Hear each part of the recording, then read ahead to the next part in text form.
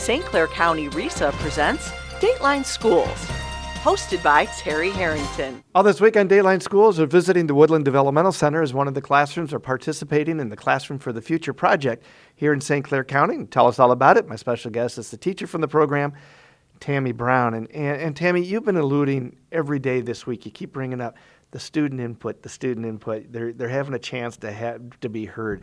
Tell us how that part of this experience has been working for you and your students.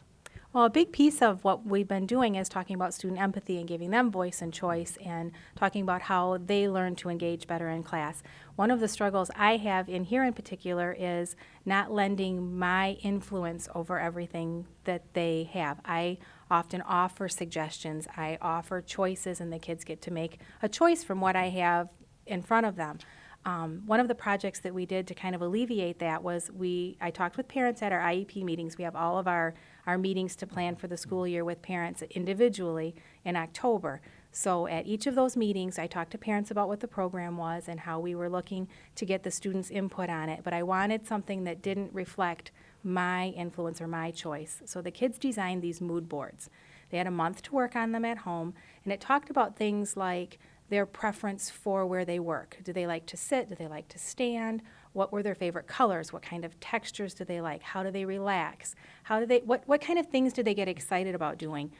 So when those boards came in, and we had been working during the month also on those same kind of concepts here in class, and when the boards came in and the kids had the opportunity to present them, it was nice to see that the same kinds of things were reflected in what came from home and what we were getting in class. So we really felt like we were getting to the actual needs and desires of what the kids had. Another cool thing that we were able to do was go over and look at the furniture pieces. As we as a project group, the teaching group, were getting to see what kinds of furniture pieces were out there.